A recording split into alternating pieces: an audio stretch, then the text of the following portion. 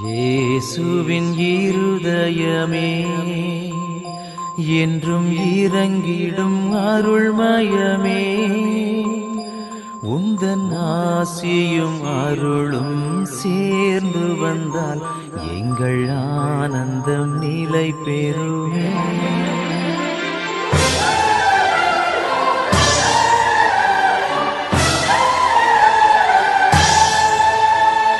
இயேசுவின் இருதயமே என்றும் இறங்கிடும் அருள்மயமே, உந்தன் ஆசியும் அருளும் சேர்ந்து வந்தால் எங்கள் ஆனந்தம் நிலை பெறுமே.